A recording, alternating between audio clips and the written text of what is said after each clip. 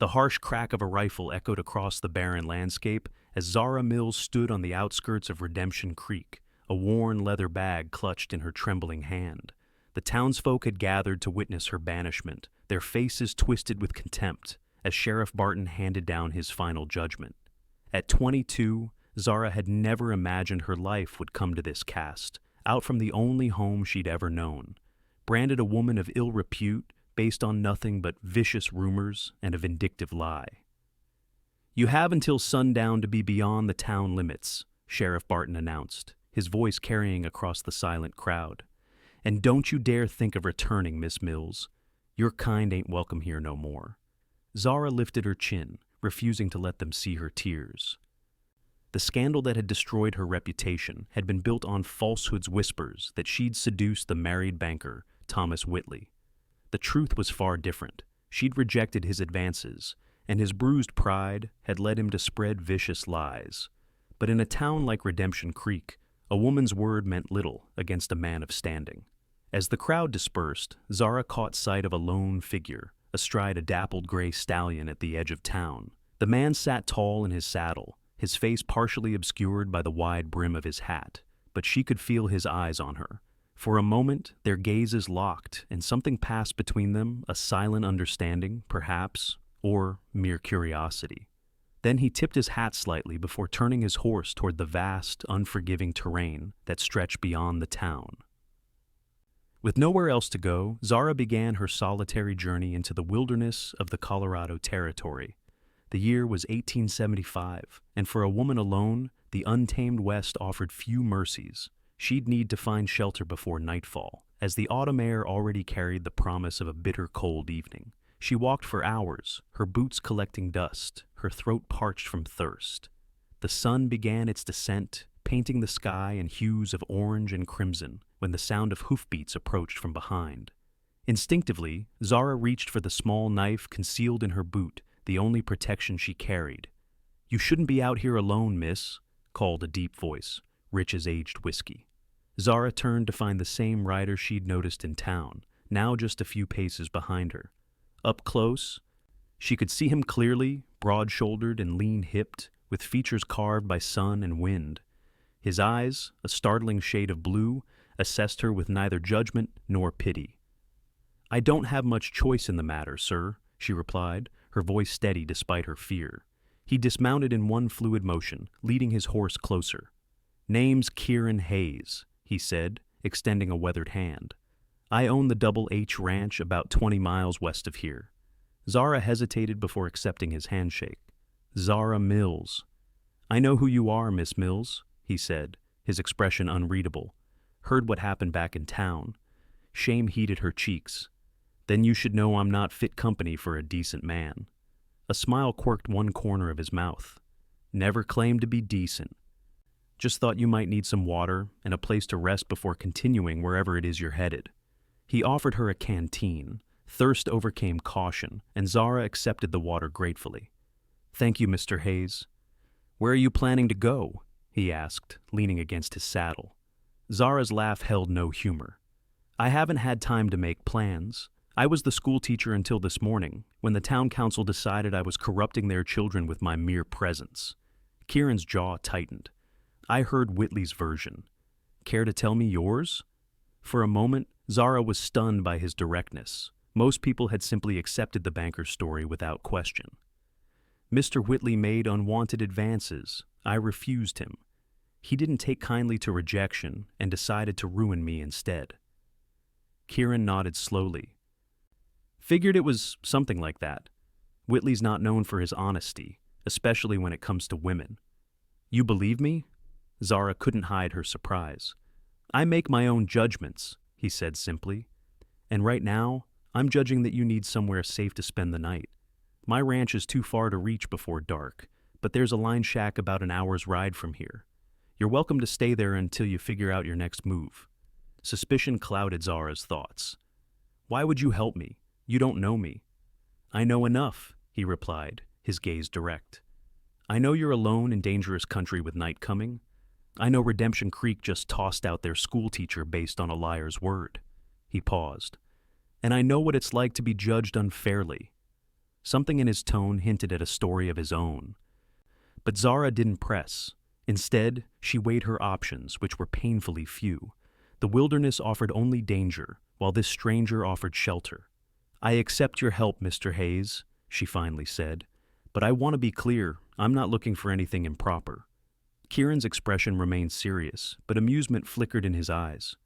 "Noted, Miss Mills. Now, can you ride?" "I grew up on a small farm before becoming a teacher. I can ride." With a nod, he helped her mount behind him, her bag secured to the saddle. As they set off, Zara maintained a proper distance, her hands resting lightly on his belt rather than embracing him fully.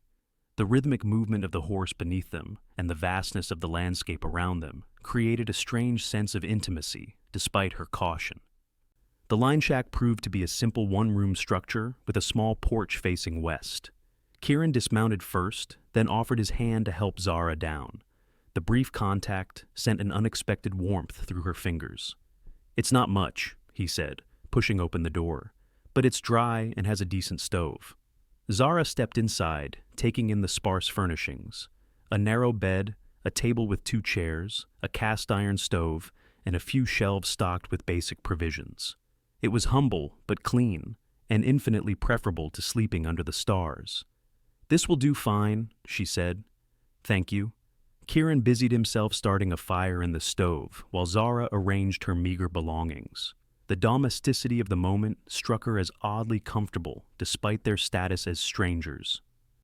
"I'll sleep on the porch," he announced once the fire was crackling. "There are provisions here, coffee, beans, some jerky. Help yourself to whatever you need." Zara frowned. "I can't take your bed, Mr. Hayes." "It's not my bed. It's the line shack's bed," he corrected with a small smile. "And I've slept in worse places than that porch." "At least share the meal," she insisted. "Let me cook something as thanks." He considered this, then nodded.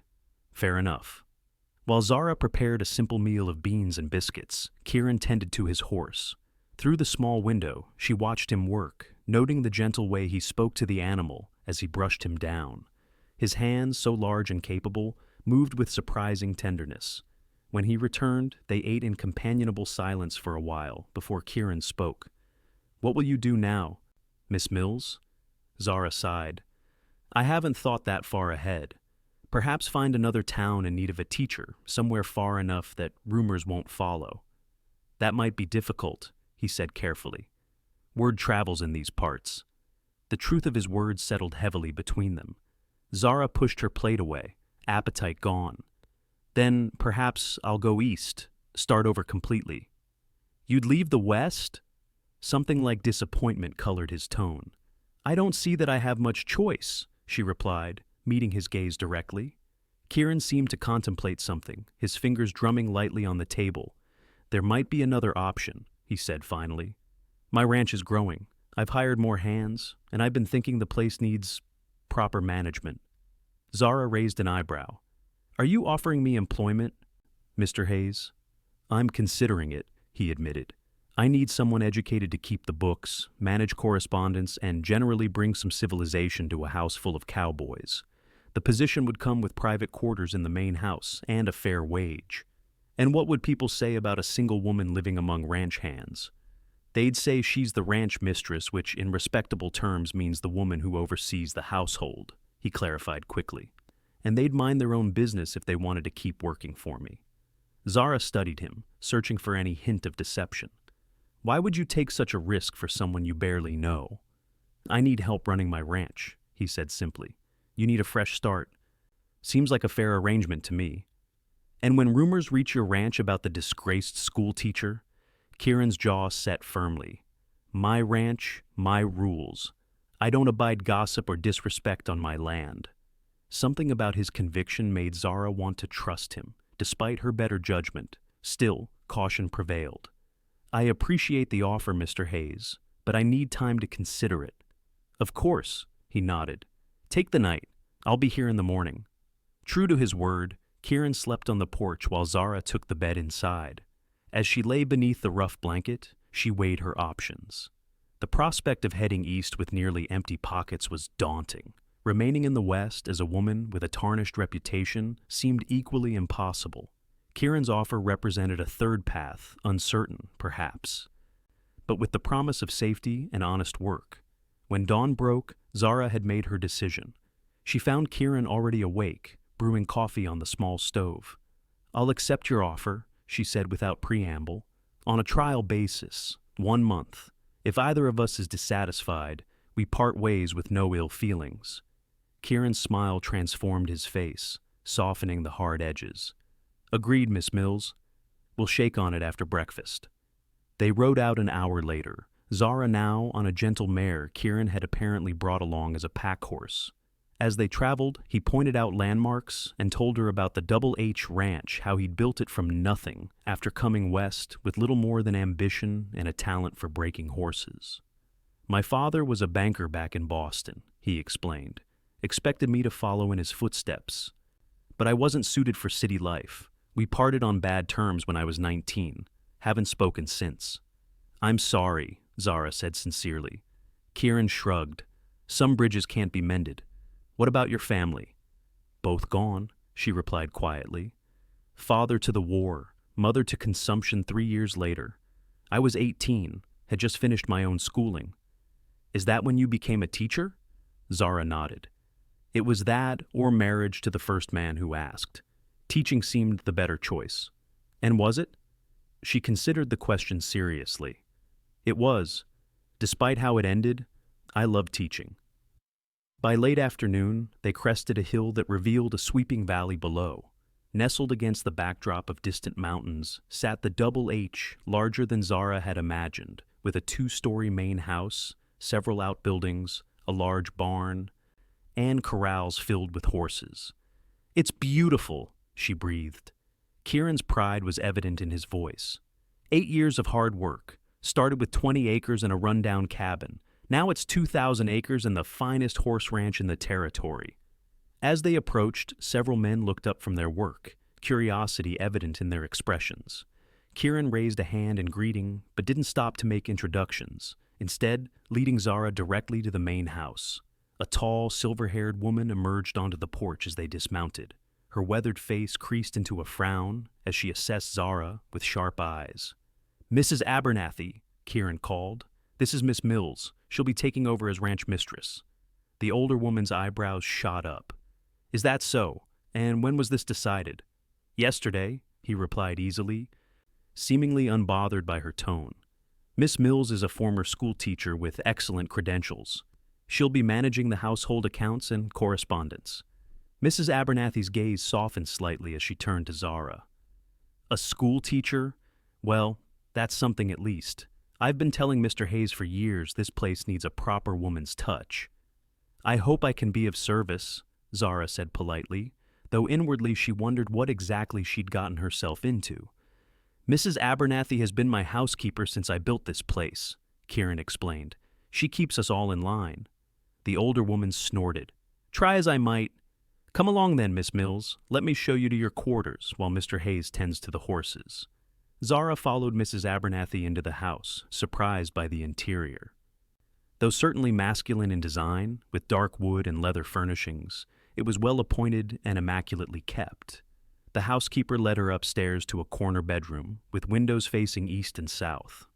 "This will be your room," Mrs. Abernathy said, opening the door to reveal a spacious chamber with a 4-poster bed, a writing desk, wardrobe, and washstand.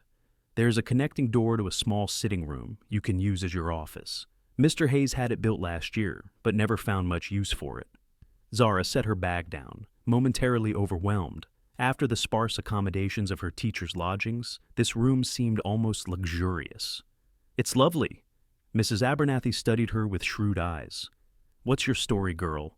Must be something significant to have Mr. Hayes bringing you back like this." Zara hesitated, unsure how much to reveal. "I found myself in need of a fresh start. Mr. Hayes was kind enough to offer me employment." The older woman hummed non-committally.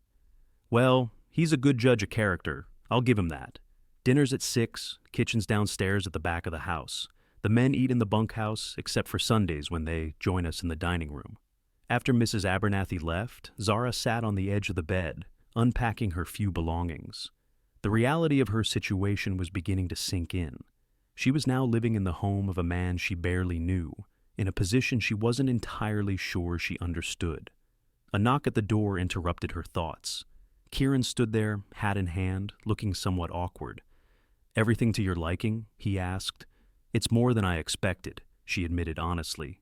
He nodded, seemingly pleased. "Good. I thought we might discuss your duties before dinner, if you're not too tired from the journey." Zara followed him to a study downstairs, where he outlined what he expected of her: managing household accounts, inventorying supplies, handling correspondence with buyers and suppliers, and generally overseeing the domestic aspects of ranch life.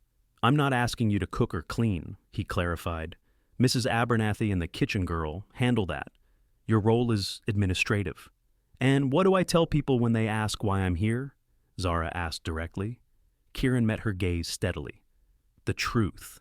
You're the ranch mistress responsible for the smooth operation of the household, while I manage the ranch business. Nothing more, nothing less. And when rumors from Redemption Creek reach here," his expression hardened, "then I'll deal with them. My ranch hands know better than to disrespect any woman under my roof, especially one I've placed in a position of authority." Zara wanted to believe him, but experience had taught her that a woman's reputation, once tarnished, was nearly impossible to restore. Still, she had few options, and this one offered dignity and independence, at least for now. "Very well, Mr. Hayes. When shall I begin?" "Tomorrow is soon enough," he replied. "For now, rest and get acquainted with the house." The first weeks at Double H passed in a blur of activity as Zara learned the rhythms of ranch life. She discovered that Kieran's bookkeeping system was rudimentary at best, and she spent long hours organizing receipts and creating proper ledgers. Mrs. Abernathy, initially suspicious, warmed to her when she saw Zara's work ethic and attention to detail. The ranch hands were more difficult to win over, though unfailingly polite in Kieran's presence. Some eyed her with curiosity or outright suspicion when he wasn't around. Zara heard whispers, speculation about her relationship with the boss, questions about her past. Everything changed when Jimmy Porter rode in from town one afternoon, bringing mail and supplies and gossip. Zara was on the porch when he approached Kieran in the yard, speaking in a voice just loud enough for her to hear. "Heard some talk in town about the new ranch mistress," Porter said, glancing toward Zara. "Fella passing through from Redemption Creek had plenty to say about the school teacher who got run out for." "That's enough, Porter," Kieran cut him off, his voice low and dangerous. "Just thought you should know what people are saying, boss," Porter persisted. "They're wondering if you know what kind of woman you've—" Kieran moved so quickly that Porter had no time to react. In an instant, he had the younger man by the collar, his face inches away. "Miss Mills is the ranch mistress. She has my complete trust and respect, and she will have yours as well if you want to keep working here. Is that clear?" Porter's face paled. "Yes, sir." "Good." Kieran released him. "Now take those supplies to the storehouse and then report to Jackson for your next assignment." As Porter scurried away, Kieran turned to find Zara still on the porch, her face composed but her hands trembling slightly at her sides. "I apologize you had to hear that," he said, climbing the steps to join her. "It was inevitable," she replied. "And now that it's begun, it will only get worse. Perhaps I should—" "No," he interrupted firmly. "You're not going anywhere unless that's what you truly want. The gossip will die down eventually." Zara searched his face. "Why are you defending me like this? You barely know me." Something shifted in Kieran's expression, a softening around his eyes, a tension in his jaw. "I know enough," he said quietly. "I know you're intelligent, hardworking, and honest. I know you've improved this ranch's operations more in 3 weeks than I managed in 3 years. He paused. "And I know what it's like to be judged harshly for circumstances beyond your control." Before she could respond, he turned and strode toward the barn, leaving Zara to wonder at the depth of emotion behind his words. That evening, as Zara reviewed supply lists in her sitting room, a knock came at her door. She opened it to find Mrs. Abernathy holding a steaming mug. "Thought you might like some tea," the housekeeper said, entering without waiting for an invitation. "Chamomile helps with sleep." "Thank you." Zara accepted the mug, surprised by the gesture. Mrs. Abernathy settled into a chair, making it clear she intended to stay a while. "I heard about what happened today with Porter." Zara sighed. News travels fast on a ranch. Like wildfire, the older woman agreed. I also heard how the boss handled it. Mr. Hayes was very direct. Mrs. Abernathy snorted. That's one word for it. She studied Zara for a long moment. You know, when he first brought you here, I had my suspicions about what kind of arrangement this was. Zara stiffened. I assure you, Mrs. Abernathy, there is nothing improper. Oh, I know that now. The housekeeper waved her hand dismissively. I've seen how you two circle each other like wary cats. Never seen two people so determined to maintain proper distance. Her eyes twinkled. It's quite entertaining, actually. Heat crept up Zara's neck. I don't know what you mean. Of course you don't, dear. Mrs. Abernathy patted her hand. Just like the boss doesn't know why he stands at the window watching whenever you take your evening walk in the garden. Mrs. Abernathy! The older woman rose with a knowing smile. Get some rest, Miss Mills. Tomorrow's another day. At the door, she paused. And for what it's worth, whatever happened in your past, this ranch judges people by what they do now, not what rumors say they did before. That's the code Mr. Hayes established from the beginning. After she left, Zara sat with her tea, mind whirling. Could Mrs. Abernathy be right? Did Kieran watch her from his window? The thought sent a flutter through her chest that she tried to dismiss as mere surprise. The following Sunday, as was tradition, the ranch hands joined the household for dinner in the main dining room. Zara had grown accustomed to these meals, though she remained somewhat reserved around the men. Tonight, however, she noticed a difference, a new respect in their manner, a careful politeness that went beyond the usual formalities. After dinner, Kieran invited her to join him on the porch. The autumn evening was cool but pleasant, the sky ablaze with stars. The men seemed different tonight, Zara observed as they settled into rocking chairs. Kieran smiled faintly. I might have had a word with them yesterday. About me? About respect, he corrected, and about judging people based on their actions rather than hearsay. He glanced at her. Porter won't be spreading any more rumors, by the way. He values his job too much. You can't protect me from the whole territory's gossip, Mr. Hayes. No, he agreed, but I can ensure you're treated properly on my land. He hesitated. Your trial month is nearly up. Have you decided whether you'll stay? The question caught Zara off guard. In truth, she'd almost forgotten their original arrangement, having settled into life at Double H with surprising ease. I haven't given it much thought. I'd like you to stay, Kieran said, his voice low and earnest. You've made significant improvements to how things run here.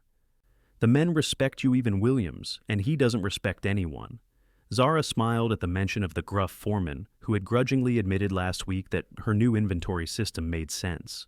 I've enjoyed the work, she admitted, and I'm grateful for the opportunity you've given me. Then it's settled? There was a hopeful note in his voice that stirred something warm in her chest. Yes, she agreed. I'll stay. The smile that spread across his face made him look younger, almost boyish. Good. That's good. They sat in companionable silence for a while, watching the moon rise over the distant mountains. When Kieran finally spoke again, his voice had a different quality, more hesitant, less certain. Zara Miss Mills, there's something I should tell you about my past. It was the first time he'd used her given name, and it sent a curious thrill through her. What is it? Kieran looked straight ahead, his profile strong against the night sky. When I left Boston, it wasn't just because I didn't want to be a banker. There was an incident. A young woman, the daughter of my father's business partner, claimed I had compromised her virtue. Zara's breath caught. Had you?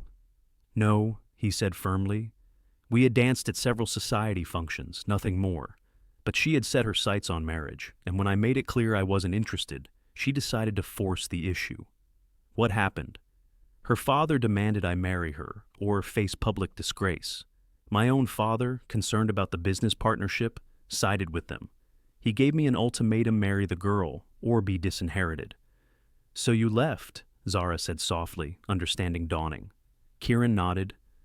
I chose freedom over reputation, came west with what money I had saved, and never looked back. He turned to her then, his eyes intense. So, you see, I understand something of what you're going through. The weight of others' judgments, the burden of defending your honor against lies. The revelation changed something between them, deepened the connection that had been growing steadily since their first meeting. Here was a man who truly understood what it meant to be falsely accused, to have one's character maligned. "Thank you for telling me," Zara said, reaching over impulsively to touch his hand. Kieran looked down at their joined hands, then slowly turned his palm up to clasp hers properly. The simple contact sent warmth spreading up her arm. For a breathless moment, they remained that way, connected and silent beneath the vast sky. Then Mrs. Abernathy's voice called from inside, breaking the spell. "Miss Mills, there's a matter in the kitchen that needs your attention." Kieran released her hand reluctantly. "Duty calls," he said with a small smile. Zara nodded, rising from her chair. "Good night, Mr. Hayes." "Kieran," he corrected softly. "When we're alone, at least." "Kieran," she echoed, his name feeling right on her lips. "Good night." As autumn deepened into winter, the dynamic between Zara and Kieran continued to evolve. Their working relationship remained professional, but private moments, evening conversations by the fire, Sunday rides across the ranch lands, shared laughter over Mrs. Abernathy's outspoken observations, created an intimacy that neither acknowledged openly, but both deeply felt. The ranch hands had accepted Zara completely by now, coming to her with questions or problems they once would have taken directly to Kieran. She had instituted a small school for the children of the married hands, teaching basic reading and arithmetic 3 afternoons a week. The familiar role of teacher brought her joy, and seeing the children's progress filled a void she hadn't realized existed. One bitterly cold December evening, Zara worked late in her office, reviewing the year-end accounts. The ranch had prospered, largely due to Kieran's shrewd horse trading and her own careful management of expenses. As she completed the final tally, a sense of pride washed over her. She had contributed meaningfully to this place, had helped build something lasting. Lost in thought, she didn't hear Kieran's approach until he spoke from the doorway. "You'll strain your eyes reading by that lamp," he said, his voice warm with concern. Zara looked up with a smile. "I've just finished, actually. And the news is good. We've shown a 20% increase in profits over last year." Kieran's eyebrows rose. 20%? That's remarkable. Your new breeding program is paying dividends. The Hayes bloodline is becoming known for quality. "Our breeding program," he corrected, entering the room to stand beside her desk. "Your suggestion to keep better records of lineage made all the difference." The praise warmed her. "We make a good team," she said softly. "We do," he agreed, his eyes lingering on her face. "I have something for you, an early Christmas gift." From his pocket, he produced a small package wrapped in brown paper and tied with string. Zara accepted it with surprise. "You didn't need to get me anything." "I wanted to," he said simply. "Open it." Inside was a beautifully bound journal with cream-colored pages and a soft leather cover. Her initials ZDM were embossed in gold on the front. "It's beautiful," she breathed, running her fingers over the leather. "I noticed you writing in your old one every evening," Kieran explained. The binding was starting to come apart. The thoughtfulness of the gift touched her deeply. That he had noticed such a small detail, had paid attention to her private habits, spoke volumes. "Thank you, Kieran." Their eyes met, and in that moment, something shifted between them, the careful distance they had maintained giving way to something deeper, more urgent. Kieran moved closer, his hand coming up to gently touch her cheek. "Zara," he murmured. Her name a question and an answer both. Her heart pounding, she leaned into his touch. Permission granted, Kieran bent slowly, giving her time to withdraw, then pressed his lips to hers in a kiss so tender it made her breath catch. His hand slid to cup the nape of her neck, drawing her closer as the kiss deepened. When they finally parted, both slightly breathless, Kieran rested his forehead against hers. "I've wanted to do that for months," he confessed. "Why didn't you?" she asked, her voice barely above a whisper. "I needed you to know that your position here was never conditional on this." He gestured between them. "I needed you to feel secure first." The consideration behind his restraint only made Zara's feelings for him deepen. "And now?" A smile tugged at his lips. "Now, I'm hoping you might consider a change in title." from ranch mistress to something more permanent. Though his meaning was clear, Zara needed to hear the words. "What exactly are you asking, Kieran Hayes?" His smile widened as he took her hands in his. "I'm asking if you might consider becoming my wife, Zara Mills, because I find I've fallen in love with you, and the thought of this ranch of my life without you in it seems unbearable." Joy burst within her chest, bright and overwhelming. "Yes," she said, without hesitation. "Yes, I'll marry you." His kiss this time was less restrained, passion mingling with tenderness as he gathered her close. When they parted, his eyes shone with a happiness that matched her own. "We should tell Mrs. Abernathy," Zara said with a laugh. "She's been predicting this since my second week here." Kieran chuckled. "That woman sees everything. She'll be insufferably pleased with herself." As expected, Mrs. Abernathy received their news with smug satisfaction, claiming she'd known all along they were perfectly suited. Word spread quickly through the ranch, and that Sunday, the hands presented them with a handmade quilt as an engagement gift, each man having contributed a square, however clumsily stitched. They were married on New Year's Day, 1876, in the ranch's main room, decorated with evergreen boughs and candles. The ceremony was simple but heartfelt, with Mrs. Abernathy shedding uncharacteristic tears, and even gruff Williams looking suspiciously misty-eyed.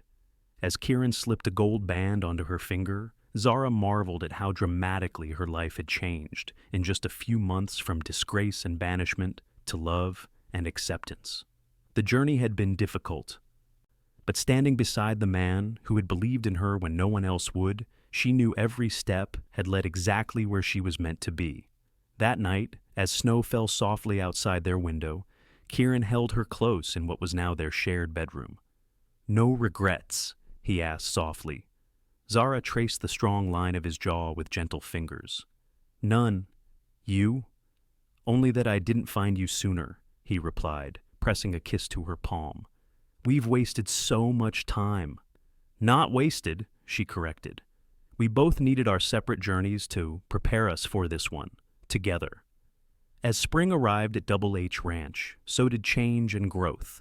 The ranch expanded its operations, adding cattle to its horse breeding program on Zara's suggestion. Her background on a small farm proved invaluable as they diversified, and Kieran often joked that marrying her was the best business decision he'd ever made. Their personal happiness grew alongside the ranch's prosperity. Zara's small school expanded to include adults, with evening classes for ranch hands who wanted to improve their reading or arithmetic.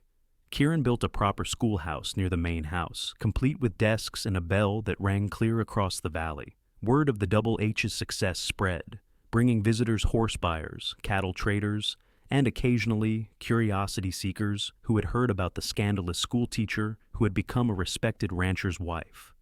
Zara met such visitors with dignity and grace, letting her present circumstances speak for themselves. In late summer, nearly a year after she had first arrived at the ranch, an unexpected visitor appeared at their gate, Thomas Whitley, the banker whose lies had driven Zara from Redemption Creek. Kieran was away on business when Whitley arrived, leaving Zara to face her accuser alone. She received him on the front porch, refusing him entry to her home.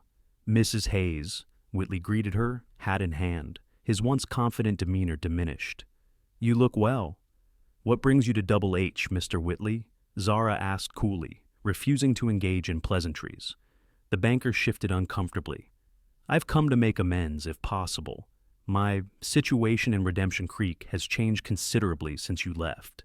"Has it?" Zara maintained her composure, though her heart raced at the confrontation. "My wife left me," he admitted, eyes downcast. "Took the children back east, and the bank, well, some irregularities were discovered in the accounts. I've lost everything." He looked up, desperation evident in his gaze. "I thought perhaps, given your influence here, you might put in a word for me. I hear the Double H is hiring." Zara studied the man who had nearly destroyed her life, now reduced to begging for her help. The irony was not lost on her. A year ago, she might have savored his downfall, but now she felt only a distant pity. "The Double H hires men of integrity, Mr. Whitley," she said evenly. "Men whose word can be trusted. I'm afraid you don't qualify." His face hardened. You haven't changed, have you? Still the same cold? Careful, came a deep voice from behind him. That's my wife you're speaking to. Whitley spun to find Kieran dismounting from his horse, expression thunderous. He had returned early from his trip, just in time to witness the confrontation. Mr. Hayes, Whitley stammered. I was just leaving, Kieran finished for him, stepping onto the porch to stand beside Zara. Now. As Whitley slunk away, Kieran turned to Zara, concern etched on his features. Are you all right? She smiled, linking her arm through his. I am. Better than all right, actually. And it was true facing Whitley had exorcised the last of her old fears. She was no longer the banished schoolteacher, but Zara Hayes, respected and loved, secure in her place in the world. That evening, as they sat together on the porch watching the sunset, paint the valley in gold, Zara shared news she had been saving for the right moment. I visited Dr. Morgan in town yesterday, she began, her hand finding Kieran's. His brow furrowed with immediate concern. Are you ill? Quite the opposite, she said, unable to contain her smile. I'm with child. We'll have a baby by spring. Kieran's expression transformed from worry to wonder in an instant. A baby? You're certain? At her nod, he let out a whoop of joy that startled the nearby horses, then gathered her gently in his arms. A family, he whispered against her hair. Our family. As the years passed, the Double H Ranch flourished, as did the Hayes family. Their first child, a daughter named Hope, was joined 2 years later by a son, Daniel, and eventually by twins, Elizabeth and Thomas. The ranch grew alongside the family, becoming one of the most prosperous in Colorado Territory. Redemption Creek, meanwhile, fell on hard times after the mine played out. Many businesses closed, including Whitley's bank. Some former residents seeking new opportunities found their way to the growing community that had sprung up around Double H. Among them was Sheriff Barton, older now and humbled by life's reversals. When he encountered Zara in the general store that had been built near the ranch, he removed his hat, eyes downcast. Mrs. Hayes, he acknowledged her quietly, I don't expect you to speak to me, but I want you to know I regret my part in what happened all those years ago. Zara, with 10-year-old Hope at her side, regarded him thoughtfully. Time and happiness had softened the edges of old hurts. We all make mistakes, Sheriff Barton. What matters is learning from them. He looked up, surprise and gratitude in his weathered face. Thank you, madam. That's more kindness than I deserve. Perhaps, she agreed with a small smile, or perhaps it's exactly what we all deserve, the chance to begin again. Later, as she recounted the encounter to Kieran while they sat on the porch of the home they had built together, he took her hand, pressing a kiss to her palm in a gesture that had become a cherished ritual between them. You're a remarkable woman, Zara Hayes, he said with quiet admiration. She smiled, watching their children playing in the yard with the easy confidence of those who have always known they are loved. I had a remarkable teacher, she replied, squeezing his hand. A man who rode beside a woman banished for shame and believed in her when no one else would, who saw beyond rumors to the truth. The best decision I ever made, Kieran said, his eyes warm with love as he drew her close. As the sun set over their land, painting the sky in brilliant hues of orange and gold, Zara reflected on the journey that had brought her here, from disgrace to dignity, from isolation to belonging. The path had not been easy, but every step, every challenge had led to this life she had built with Kieran, a life rich with love, purpose, and the quiet joy of being exactly where she was meant to be. In the distance, a bell rang, calling the ranch hands in from the fields. Soon the house would be filled with the sounds of family and community gathering for the evening meal. Voices and laughter mingling in the comfortable chaos they had created together. This was her legacy, Zara thought with pride, not the scandal that had once defined her, but the home and family she had helped build from love and second chances. And as Kieran drew her in for a kiss as tender as their first, she knew with absolute certainty that sometimes the end of one road was simply the beginning of a better one, a road that led home.